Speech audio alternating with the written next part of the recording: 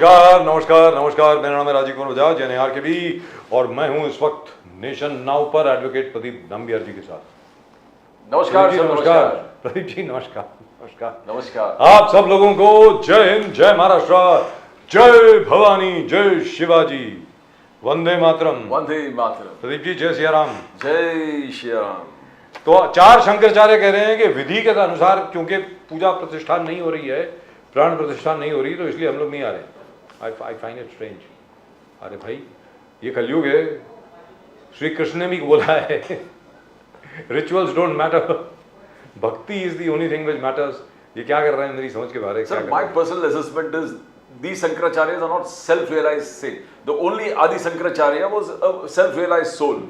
बाकी तो अपने अपने मठ लेके they have inherited all these things. Yes. तो इनका contribution towards 550 साल तक ये जो कैद था राम मंदिर, वहां इनका क्या contribution था? Nothing, zero. In any event, as far as I'm concerned, I think the whole country is now supporting the Ram temple, irrespective of whichever political dispensation that you might belong to. In fact, even Rahul Gandhi, Sonia Gandhi, Mallikarjun Kharge would be very happy inside that the Ram temple is being built, except they're not going there. That's a separate issue. कि भाई वो तो political function हो गया ना, क्योंकि मोदी साहब जा रहे हैं वहाँ पे, तो naturally जहाँ मोदी जी जाएंगे वहाँ political चीज़ तो अपने आप आ जाती है. So I can understand why they are not going. But for the four Shankaracharyas to come up with this, कि शास्त्रों के अनुसार क्योंकि नहीं हो रहा है इसलिए हम लोग नहीं जा रहे, I find that very strange. Anyway, God bless them all. That's it. Let's talk about more. How shall I put it? More important issues. Issues that concern people. And the one party which always keeps talking about issues that concern people is the Maharashtra Navnirman Sena, and of course Raj Thackeray. Pradeep ji आप देख लीजिए, बाकी सब लोग, कोई राम मंदिर की बात कर रहा है, कोई बाबरी मस्जिद की बात कर रहा है, कोई किसी की बात कर रहा है. They have stuck to their agenda. Maharashtra के लिए क्या कर रहे हो भाई? मुंबई के लिए, वसई विरार के लिए, पुणे के लिए, और तो और छोड़िए, वो नांदेड़ का जो अस्पताल है जो शंकरराव चौहान जी के नाम पे बना हुआ है, अभी भी उसकी हालत वैसी की वैसी है. In spite of that committee, in spite of all the recommendation, nothing has happened over there. Let's ask mister Hemant Kamle. Hemant Kamle sahab नमस्कार. नमस्कार प्रदीप जी, नमस्कार अजीब जी, नमस्कार. नमस्कार sir, how are you sir? After a long time. I am absolutely fine, sir. Wonderful. So, what do you think of the Mumbai Trans Harbour link inaugurated by the Chief Prime Minister today? आज प्रधानमंत्री जी ने अटल सेतु का उद्घाटन किया है. मुंबई का बहुत फायदा होने वाला है उससे, ऐसा कहा जा रहा है. आपको क्या लगता है सर?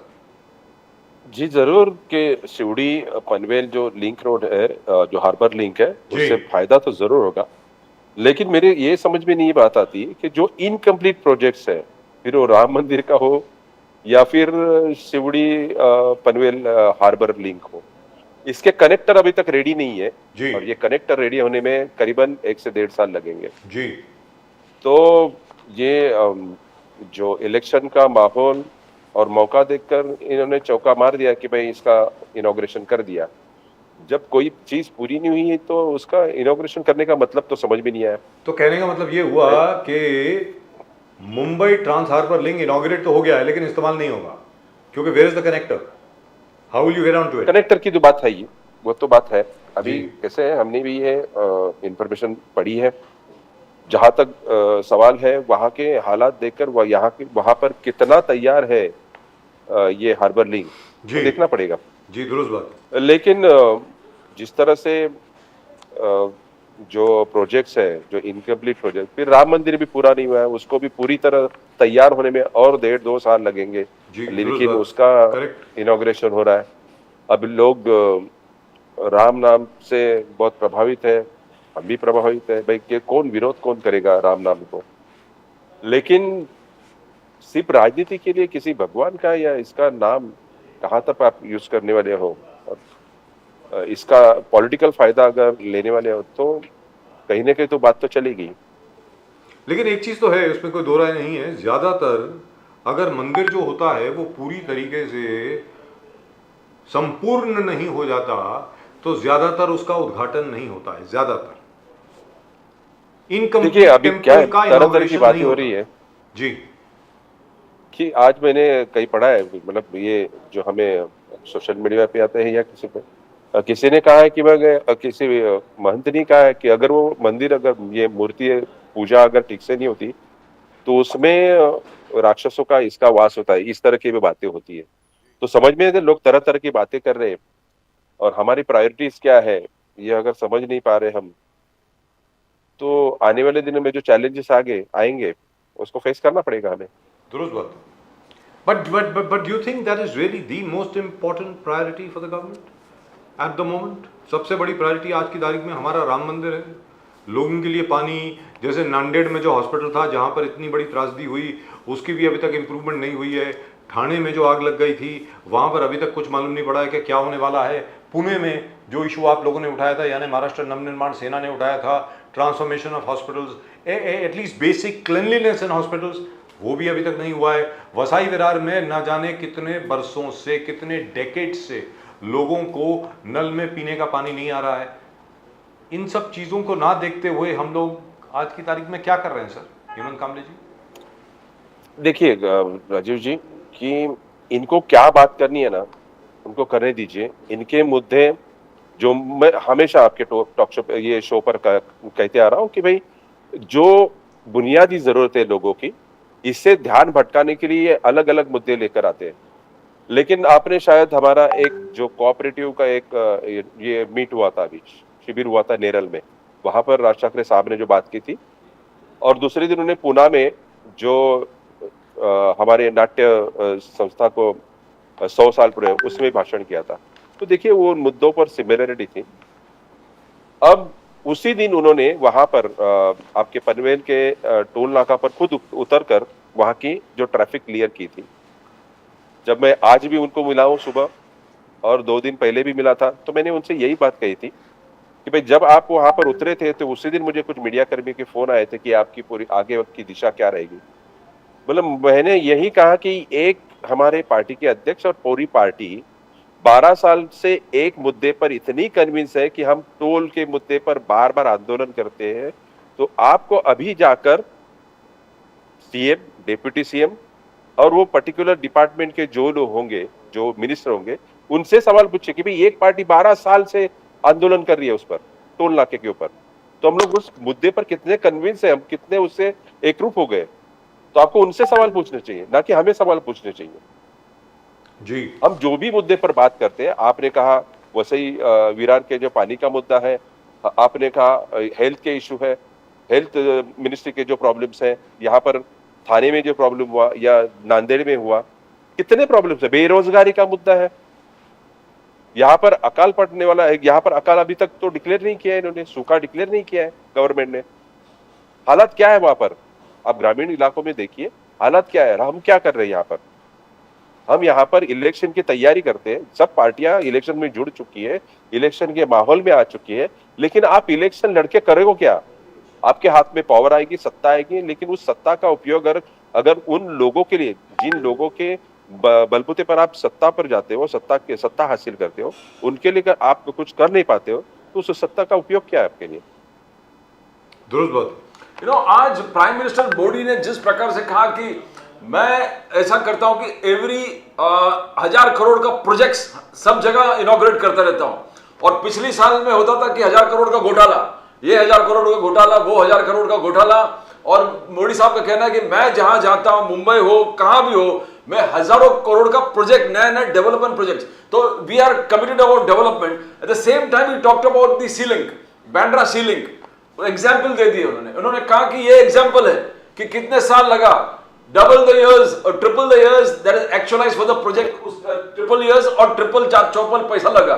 तो ये सरकार को, अलग अलग सरकार को उन्होंने एक्सपोज करने के मींस तुलना किया कि how we work and how the old governments are working. How do you see that Hemant ji, आप इसको कैसे देखते हो? प्राइम मिनिस्टर साहब का कहना नहीं, प्राइम मिनिस्टर नरेंद्र मोदी जी ने दुरुस्त बात कही है। देखिए कैसे है ना कि बांद्रा वर्ली सीलिंग का जो बजट था वो 465 करोड़ था। जब पूरा हो गया, वो बनकर तैयार हुआ, तो वो करीबन 1600 करोड़ तक गया था जी। खर्चा उसका 4 गुना हो गया था।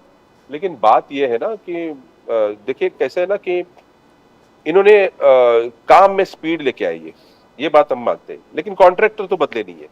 आप काम जो प्रोजेक्ट्स के काम हो स्पीड में लेके आए, लेकिन इसकी क्वालिटी का क्या है? फिर वो जो वहां पर लखनऊ में ब्रिज गिरा था उसकी इंक्वायरी हुई? क्यों नहीं हुई उसकी इंक्वायरी? कितने सारे कामों में जो प्रॉब्लम्स आ गए उसकी, अभी ये जो यहाँ पर टनल गिर गया था उसकी इंक्वायरी हुई? क्या हुआ उसका आगे? किसी को कुछ पता चला क्यों हुआ? वो नेचुरल कैलेमिटी थी या वो कॉन्ट्रैक्टर का फॉल्ट था, इंजीनियरिंग फॉल्ट था? प्रॉब्लम वही बोल रहा हूं ना कि भाई आप आपकी राजनीति चमकाने के लिए, अभी इलेक्शन आ रहे हैं, कभी भी मार्च के फर्स्ट वीक सेकेंड वीक में लोकसभा के लिए कोड ऑफ कंडक्ट लग जाए, डिक्लेयर हो जाएगा। तो आपको उसको वो कमिटमेंट को पूरा करने के लिए आपने इनकम्प्लीट प्रोजेक्ट्स के भी आप इनॉग्रेशन कर रहे हो। आपने पिछली बार आप यहाँ पर आए थे G20 के इसके पहले, तो आपने 38,000 करोड़ के प्रोजेक्ट के इनॉग्रेशन किए थे। जो मैं बार बार बात कहता हूं कि 6,100 करोड़ के रोड्स, 400 किलोमीटर के रोड्स, और उसकी प्राइस होगी 6,100 करोड़। जो मैंने आपको पूरे स्टैटिस्टिक्स बताए थे कि 15 करोड़ 25 लाख का 1 किलोमीटर का रोड बनेगा और 1,53,000 1 स्क्वायर मीटर का रोड बनेगा। तो आप बड़े बड़े आंकड़े देते हो, बहुत सारे प्रोजेक्ट डिक्लेयर करते हो, उसका कंप्लीशन पीरियड, इसकी क्वालिटी, उसका ध्यान कौन रखेगा? और इस पर ध्यान रखने का काम हम जरूर कर रहे हैं।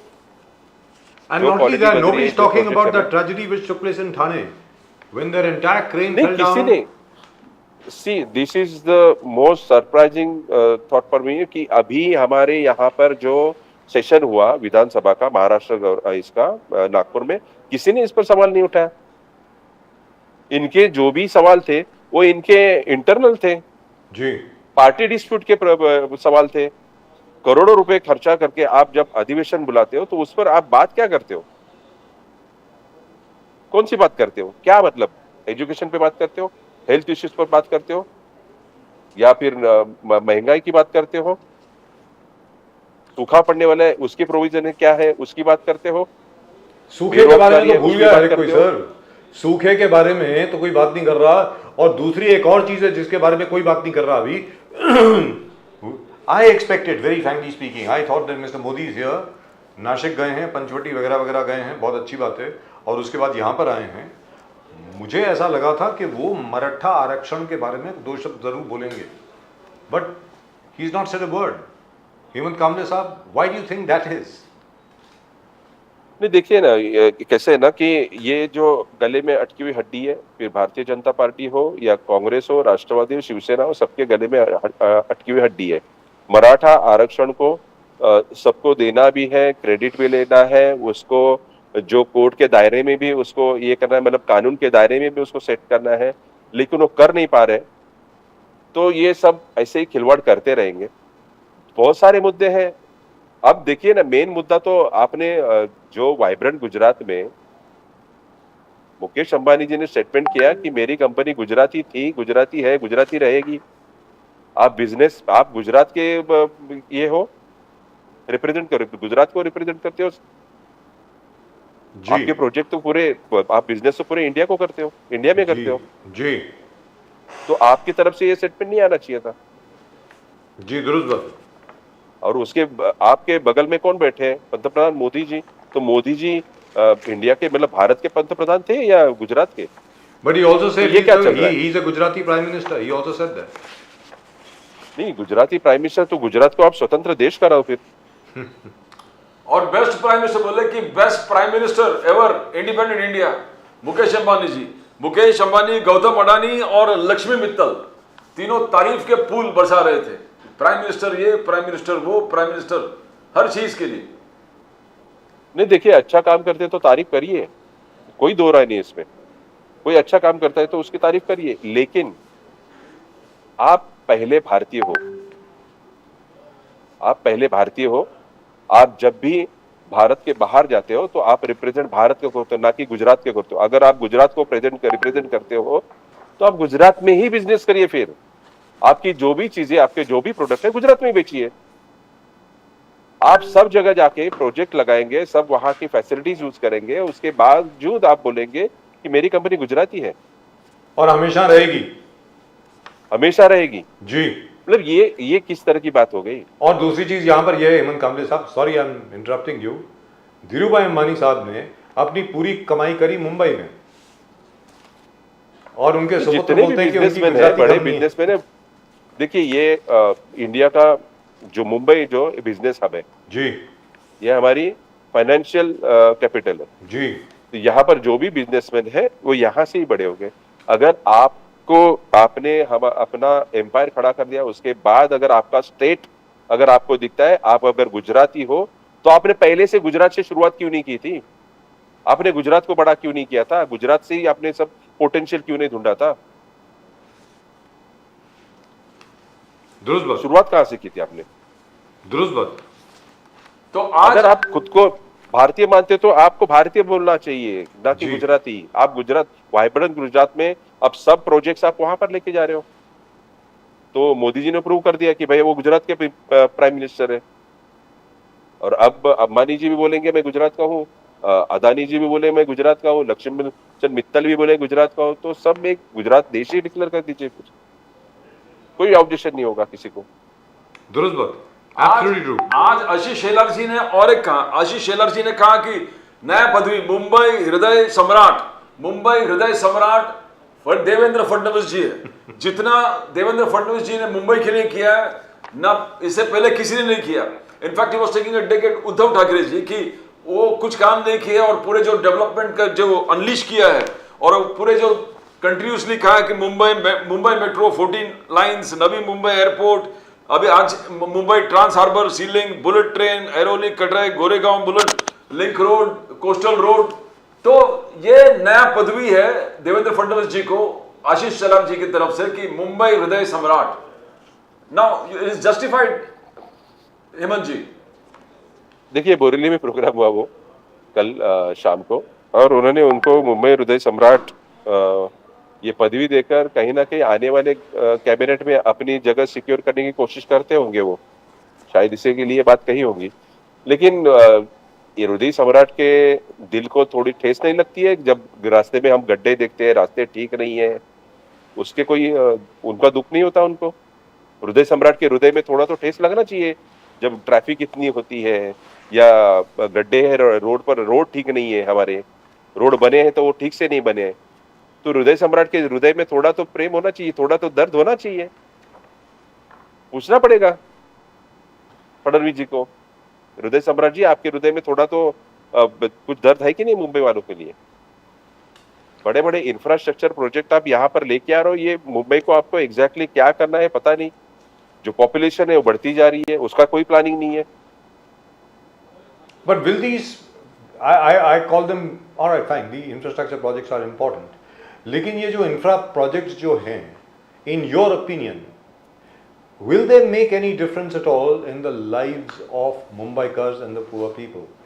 जिनके पास नौकरी नहीं है, जो आज की तारीख में सिर्फ एक, they who are surviving perhaps on one meal a day, perhaps who don't even have a job, who are unlikely to get a job, और छोटे छोटे बिजनेस जो सारे बंद हो गए हैं, ये बड़े बड़े जो इंफ्रास्ट्रक्चर प्रोजेक्ट्स हैं 18,000 करोड़ और 10,000 करोड़ और 20,000 करोड़, इससे किसी की जिंदगी में कुछ फायदा होने वाला है क्या?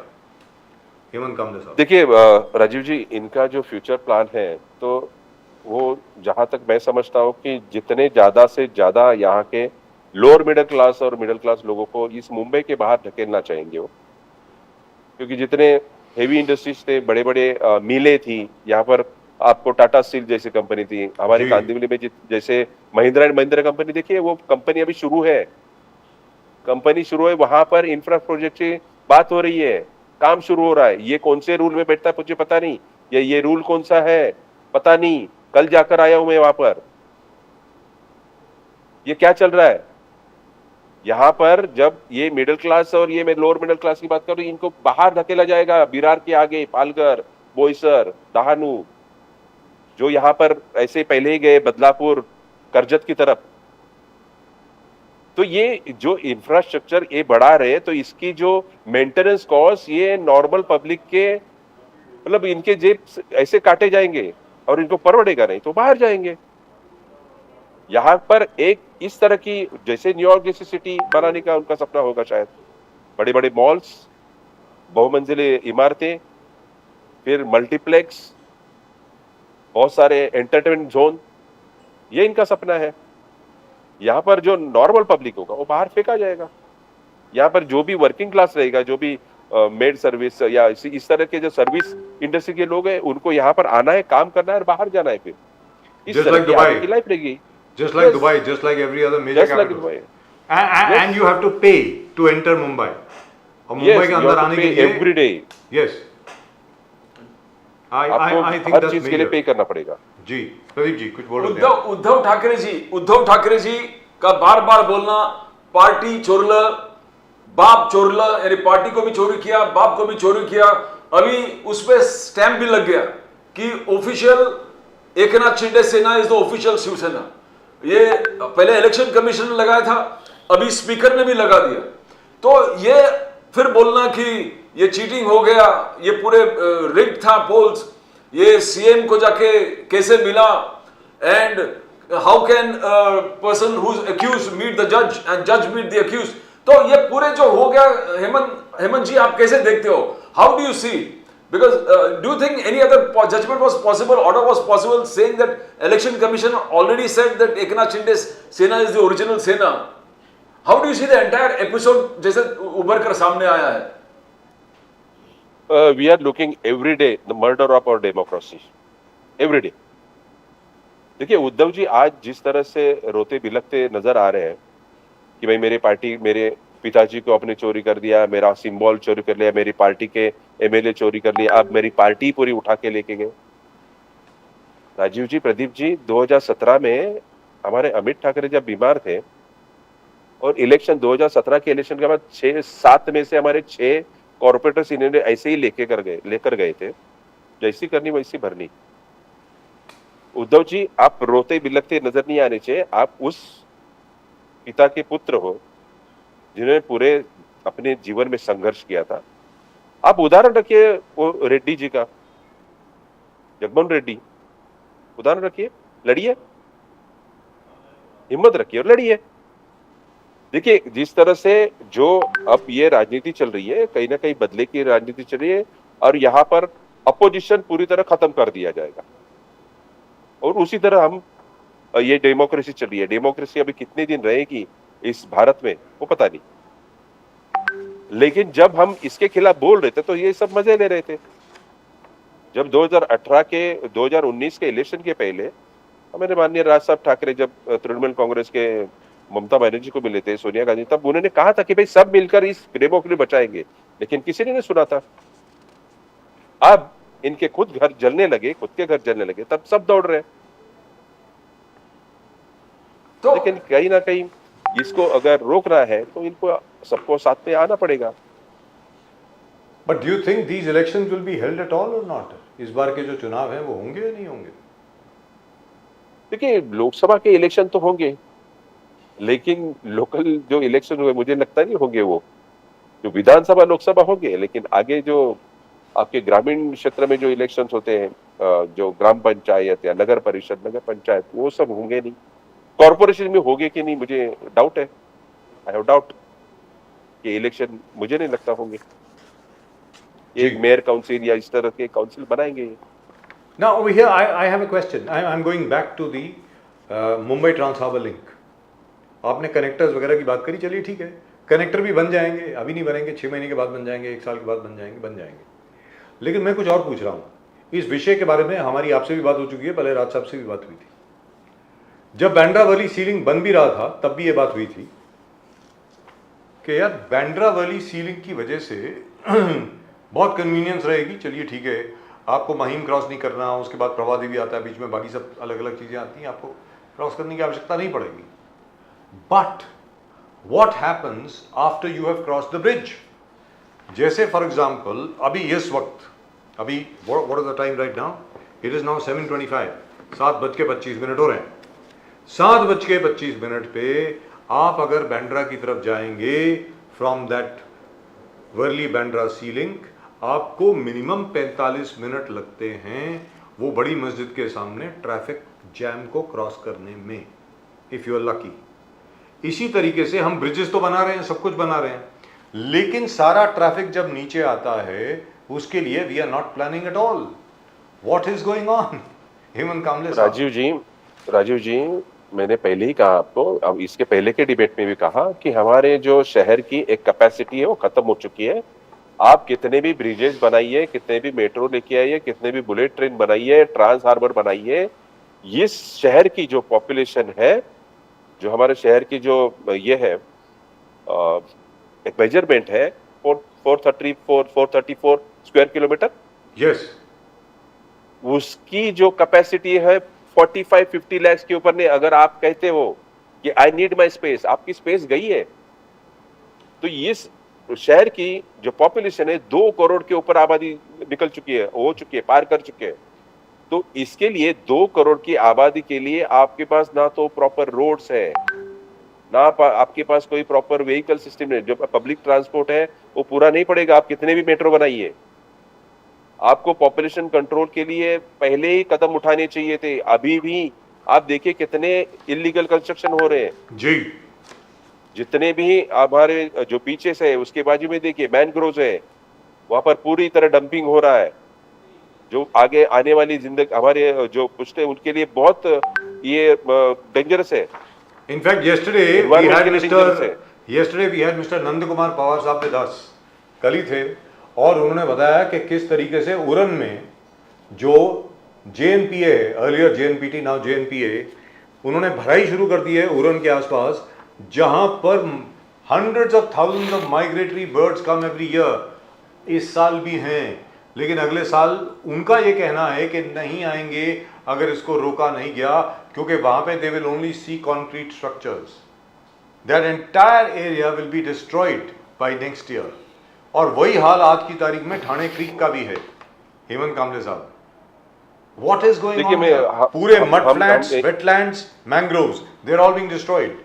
हेमंत कामले साहब, ये एनवायरनमेंट की बात ना करें तो अच्छा है, क्योंकि हमारे यहाँ पर एनवायरनमेंट को समझने वाले बहुत कम पॉलिटिशियन है।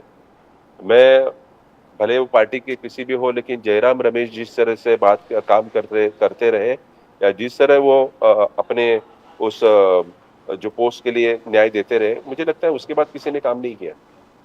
हम as a political party, as a social worker और NGO, we are working hard on this subject.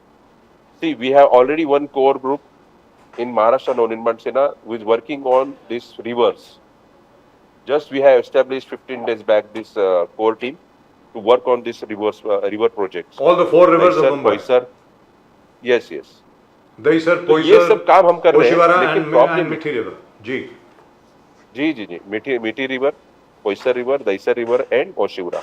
Yes, अब ये प्रॉब्लम यही है कि यहाँ के पॉलिटिशियन जो है, यहाँ पर जो भी कंसर्न डिपार्टमेंट के मिनिस्टर्स हैं, इनको इसके बारे में कुछ भी पता नहीं है, ना तो उनकी कोई स्टडी है।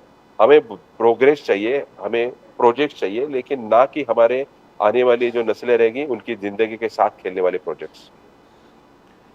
हमें 50 साल के बाद का अगर प्रोग्रेस देखना है तो उसके साथ साथ जिंदगियां भी देखनी पड़ेंगी कि भाई हम जिंदा रहेंगे कि नहीं रहेंगे वो प्रोजेक्ट देखने के लिए। ये सबसे बड़ी बात है। जी, दुरुस्त बात। आदित्य ठाकरे जी हाईलाइट किए, एक तो स्ट्रीट फर्नीचर, रोड स्कैम बोल रहे थे। लेटली हाल ही में महालक्ष्मी रेस कोर्स के 226 एकर्स के बारे में Aditya Thackeray ji has been more vocal, एकदम वोकल। बोले क्या कर रहे हो, ये रिन्यू कर रहे हो, लीज कर रहे हो, कंस्ट्रक्शन नहीं होना चाहिए, नो कंस्ट्रक्शन जोन है, क्या कंस्ट्रक्शन होने वाला है? ये 100 करोड़ स्टेबल्स बना के, 100 करोड़ जो हॉर्स का स्टेबल्स है उसमें खर्चा करने वाले हैं। How can this municipal commissioner do it when there is no BMC corporation dissolved? तो ये do you want to comment on this Mahalakshmi जो 226 एकड़ का जमीन है, what is exactly happening there? Kamle, Hemant ji, you know, कुछ आइडिया है? आदित्य जी, ये मुद्दे पर अगर बात करते हैं तो मुझे खुशी है कि भाई बहुत ही कंसर्न रखते हैं मुंबई के इंफ्रास्ट्रक्चर में, लेकिन अदानी के जो मोर्चे निकाले थे धारावी में, उसका आगे क्या हुआ? अदानी के प्रोजेक्ट, मतलब धारावी प्रोजेक्ट से इन्होंने मोर्चा खोला था उद्धव जी और आदित्य जी ने, उसका आगे क्या हुआ? अभी अगर महालक्ष्मी रेसकोर्स की बात कर रहे हैं तो रेसकोर्स को वहां पर जो भी प्रोजेक्ट्स है वो गवर्नमेंट उसका टेंडरिंग करेगी, जो भी करेगी, या उस पर चर्चा तो होनी चाहिए, लेकिन एक एक मुद्दे पर जाइए ना। धारावी प्रोजेक्ट्स का क्या हुआ? अदानी के साथ बात हो गई, बात दब गई, आगे क्या हुआ? आपको धारावी की प्लानिंग मिली? कि किस तरह से वो प्रोजेक्ट आप करने वाले हो, या कुछ गवर्नमेंट ने आपको गाइडलाइंस दिए? आप चुप क्यों हो गए? फिर आपने धारा भी छोड़ दिया, अब आप महालक्ष्मी रेसकोर्स की बात कर रहे हो, आप स्ट्रीट फर्नीचर की बात कर रहे हो। आपके कार्यकाल में भी जो घोटाले उस पर भी बात करिए जनाब। ये जो भी पार्टियां है, दोनों शिवसेना हो, दोनों राष्ट्रवादी कांग्रेस हो या भारतीय जनता पार्टी हो, ये सब एक ही थाली के जट्टे बट्टे हैं। सभी ने मिलजुल कर बहुत खाया है, बहुत निचोड़ा है मुंबई और महाराष्ट्र और देश को, सबने निचोड़ा है। हेमंत जी, आज हम लोग देखा कि चीफ मिनिस्टर एकनाथ शिंदे जी का मोदी जी ने बहुत तारीफ किया है। मोदी जी अक्सर हमने देखा कि कभी कोई चीफ मिनिस्टर का इतना तारीफ किया ही नहीं है, ना बीजेपी चीफ मिनिस्टर्स का कभी तारीफ की है। वो हो सके तो जितने उनके हैं निकाल दिए हैं अलग अलग स्टेट से। तो ये स्पेशल तारीफ ये पहली बार नहीं है, जब भी मुंबई आते हैं और एकनाथ जी साथ में है तो मोदी जी पुल यानी इतना तारीफ करने लगते हैं कि हमने we find out. How do you see it as a political observer? आप इसको कैसे देखते हो? जहां तक मैं समझता हूँ कि बिहार के उत्तर प्रदेश के बाद सबसे ज्यादा सीट कहां पर है, अगर एमपी की, तो महाराष्ट्र में। तो भाई मोदी जी उनको एनकरेज करे, भाई तेरी तारीफ करता हूँ लेकिन तू मुझे ज्यादा से ज्यादा सीट दे, मेरे मजबूत सरकार से मजबूर सरकार न हो जाए, मुझे सीट यहाँ से ज्यादा चाहिए। कि जिस तरह से साउथ बेल्ट में इनको जो लॉसेस हुए हैं पिछले चुनाव में, तो कहीं ना कहीं इनको एनकरेज करे, भाई ज्यादा से ज्यादा सीट लाने के लिए एकनाथ तुम भागो। तो एकनाथ शिंदे जी हो या इनको भगा रहे हो, तारीफ करने में क्या जाता है आपका? तारीफ आपको लोकसभा के इलेक्शन के बाद भी तारीफ करें तो हम देखें। Which is amazing. Now, one final question. You talked about Dharavi. Now, the Adani Group, Pradeep ji, has got how many? 10,000 crore square Yes, feet, or yes, is it 10,000 lakhs? In crore. In crore, 10 crore square feet of TDR. अब वहां पे अब तो mandatory हो गया sir, GR पास हो गया है कि जिसको भी, जिस बिल्डर को भी टीडीआर चाहिए, ट्रांसफर डेवलपमेंट राइट चाहिए मुंबई में, उसको जबरन अडानी से ही खरीदनी पड़ेंगी। What's going on? ये तो मैंने पहली बार देखा लाइफ में। नहीं, देखिए ना अभी, जिसका दंडा उसकी भैंस, और जो दंडा और भैंस और उसका जो स्टेबल वो जो बनाया है, तो वहां पर अदानी जी को बिठा दिया है। तो अब लोगों को समझना चाहिए कि अदानी और अंबानी मुंबई में जो कुछ बेचेंगे वो अदानी अंबानी बेच, फिर आपका सिम कार्ड से लेके सब कुछ वो अदानी और अंबानी बेचेंगे। तो मैं तो समझता हूँ कि जितने भी बड़े प्लेयर है, गिन चुन के 4-5 बड़े प्लेयर रहेंगे, जो छोटे छोटे बिल्डर्स है, वो अभी इसको आगे बिल्डिंग बनाने की या कंस्ट्रक्शन इंडस्ट्री में टिके रहने की बात ही नहीं करेंगे।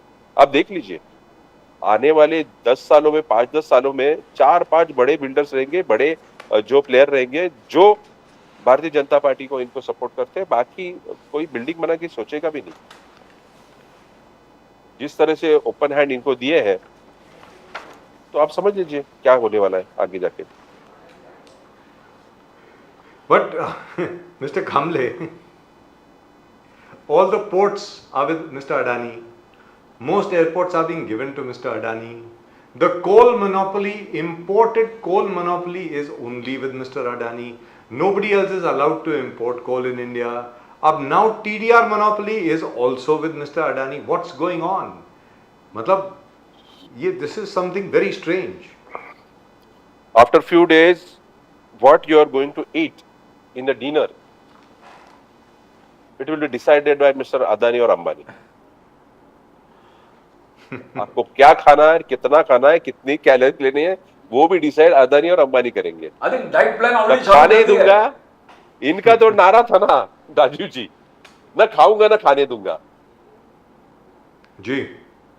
तो खाने के लिए जो भी आप खाओगे उसके लिए इन्होंने डीलर अपॉइंट कर दिए अदानी और अंबानी। और रिलायंस फ्रेश ने ऑलरेडी डाइट प्लान सबको दे भी दिया ऑलरेडी उनके साइट में दे दिया। This is the full proof plan, this is the full proof plan कि हमारा देश खरीदो, हमारे रिलायंस फ्रेश से ये खरीदो, सशक्त भारत बनेगा, भारत सशक्त बनेगा इससे ना। ये एनवायरनमेंट में हेमंत जी, आप एनवायरनमेंट बहुत कंसर्न है, आपने बहुत काम किया है। एकनाथ शिंदे जी जो डीप क्लीन ड्राइव जो बोल रहे, डीप क्लीन ड्राइव, उससे क्या प्रदूषण और चीज को कंट्रोल कर पाएंगे? बिकॉज बहुत एंथुसियास्टिक तरीके से BMC commissioner as well as Eknath Shinde ji खुद जाते हैं और पाइप लेके रास्ते पे, वो रोड पे पानी मारते हैं। और कंटिन्यूस हमने देखे पूरे लास्ट वीक में बहुत सारे जगह पे commissioner and the chief minister and the commissioner खुद जाके पानी मार रहे हैं। तो आप इसको कैसे देखते हैं? क्या पोल्यूशन कंट्रोल हो पाएगा इसमें? नहीं, देखिए ना कि मैं बार बार कहता हूँ कि यहाँ पर जो मिनिस्ट्री में बैठे या गवर्नमेंट बैठे, कोई भी मिनिस्टर हो, चीफ मिनिस्टर हो या कमिश्नर हो, इन्हें एनवायरमेंट से कुछ पड़ी नहीं है। ये सब शो चल रहे हैं। अब आप यहाँ पर लोगों को पानी की किल्लत है, मैं बोल रहा हूँ कि वहां पर इतने सारे जिलों में, इतने सारे के तालुकाओं में महाराष्ट्र में सूखा पड़ रहा है और यहाँ पर पानी से रास्ते धो रहे हो। रास्ते की क्वालिटी अच्छी तरह करो, आपको धोने की जरूरत नहीं पड़ेगी। आप यहाँ पर जितने भी जो हॉकर्स है, वो हॉकर्स मतलब उनको पहले पता चल जाता है कि बीएमसी वाले आ रहे हैं गाड़ी लेकर, वो भाग जाते हैं। फिर 2 घंटे के बाद वो हॉकर्स वहीं पर बैठ जाते हैं। ये सब शो चल रहा है इलेक्शन के मौके पर, लोगों को दिखाना चाहते हैं। अब ये स्वच्छ भारत अभियान चला रहे या मुंबई का ब्यूटिफिकेशन, करोड़ों अरबों रुपए खर्चे हो रहे हैं बिना मतलब के। आप देखिए लाइट्स कैसे लगाए गए हैं, जितने पोल्स है बीच में। आप हाईवे पर चलिए, आप एसवी रोड पर चलिए, लिंक रोड पर चलिए, जिस तरह के लाइटिंग की है, कितनी इलेक्ट्रिसिटी की बर्बादी हो रही है। ये किस लिए? आपको ब्यूटिफिकेशन करना है तो ऐसे कुछ मॉन्यूमेंट बनाओ, ऐसे कि भाई कोई बाहर से अगर इंसान आता है एज अ टूरिस्ट, आप क्या दिखाओगे मुंबई में? ये लाइटिंग? आप मुझे बताइए राजीव जी, आप अगर किसी आपका कोई मतलब फॉरेन में कोई दोस्त है वहां यहाँ पर आता है, तो आप मुंबई में क्या दिखाना चाहोगे उसको? Gateway of India, it is built in 1912। जब पंचम जॉर्ज आए थे, तब उनका वेलकम करने के लिए वो गेटवे ऑफ इंडिया बनाया गया था, design by George Wittet. Yes. तो ये आप अभी मुझे बताइए 1947 के बाद ऐसी कोई चीज बनी है जो हम वर्ल्ड लेवल पर, हम जो टूरिस्ट आते हैं उनको बता सकते हैं कि हाँ ये हमने किया है? आप बताइए मुझे एक चीज कोई याद करके, एक चीज बताइए मुझे। वड़ा पाव खिलाएंगे उसको और वड़ा पाव स्टॉल्स दिखाएंगे, दैट्स इट। नहीं, आप seriously, I am asking you, give me one I can't any think one of any. example. I cannot think of any. I cannot think of any. Maybe Pradeep ji can think of something. No, सब लोग यही बोलते ceiling देखो, ceiling देखो। Ceiling में क्या है यार? वो क्या देखने वाली चीज है? These kind of ceilings are all over the world. All over the world. What ceiling? I think it's there in every city. मैं एज आपको मैं जो इंटरनेशनल टूरिस्ट जब आते हैं, यहाँ पर जाते हैं, लंदन जाते हैं, लंदन आए देखते हैं, आप वहां पर सिम्फनी देखते हैं, आप ऑस्ट्रेलिया में जो ओपेरा देखते हो, यहाँ पर क्या दिखाओगे आप? करेक्ट। क्या बनाया आपने? अगर आप आजादी के 75 साल बहुत बड़े गर्मी से जोश से अगर मनाते हो, ये 75 साल में आपकी उपलब्धि क्या है? ये सभी जितने भी पार्टियां, सबको सवाल है ये। जो भी पार्टियां राज करके गई है, जो पार्टियां राज कर रही है, मेरा सवाल सबसे है, आपकी उपलब्धि क्या है 75 सालों में?